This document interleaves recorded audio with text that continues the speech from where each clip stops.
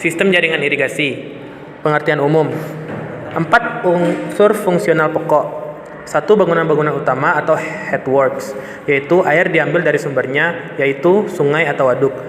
Jaringan pembawa, yaitu saluran yang mengalirkan ke petak-petak tersier.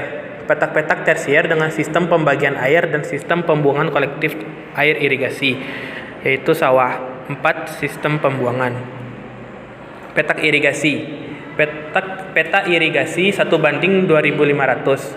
Bangunan-bangunan utama, jaringan dan trase saluran irigasi, jaringan dan trase saluran pembuang, petak-petak primer, sekunder, dan tersier, lokasi pembangunan, batas-batas daerah irigasi, jaringan dan trase jalan, daerah-daerah yang tidak diairi, yaitu desa-desa, daerah-daerah yang tidak dapat diairi, yaitu tanah jelek atau tanah yang terlalu tinggi dan sebagainya.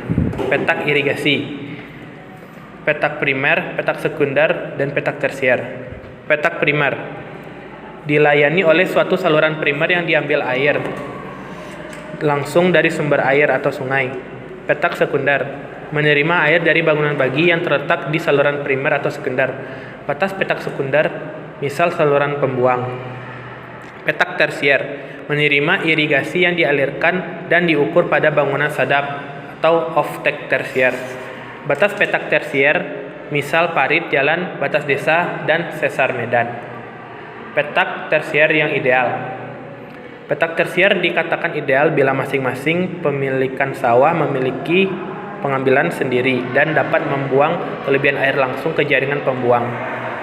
Ukuran dan bentuk petak tersier dan kuarter.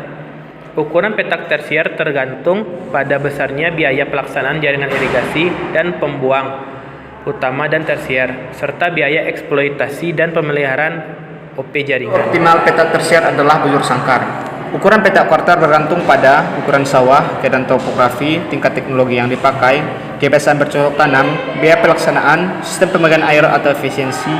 Ukuran optimum petak kuarter 8-15 hektar. Kuarter kriteria untuk pengembangan petak tersier. Ukuran petak tersier 50-100 hektar. Ukuran petak kuarter 8-15 hektar. Panjang saluran tersier kecil 1.500 meter. Panjang saluran kuarter kecil 500 meter. Jarak antar saluran dan pembuangan kecil 300 meter. Ini adalah petak tersier yang ideal. Bisa dilihat seperti gambar yang di atas. Bentuk optimal petak tersier seperti gambar di atas.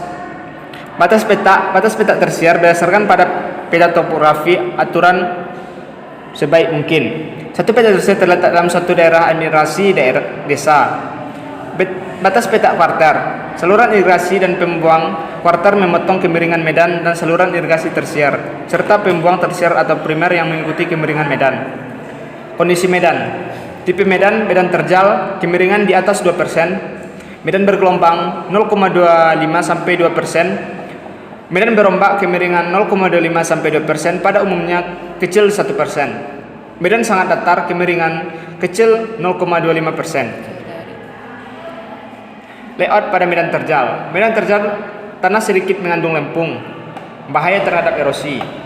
Penurunan elevasi muka air mengakibatkan luas daerah yang diairi berkurang. Pada medan bergelombang, jika keadaan medan tidak teratur, maka tidak mungkin untuk memberikan skema layout.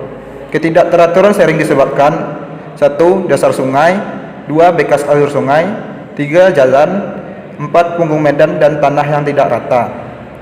Trase saluran tersier pada kaki bukit utama dan memberikan air dari salah satu sisi saluran kuarter yang mengalir paralel atau dari kedua sisi saluran kuarter yang mungkin ke arah bawah punggung medan.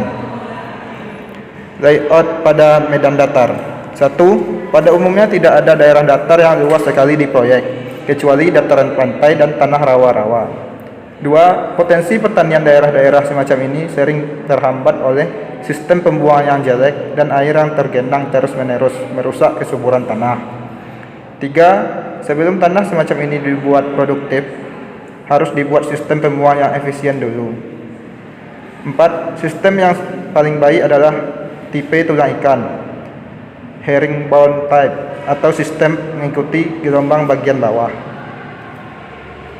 Skema petak tersier pada medan terjal.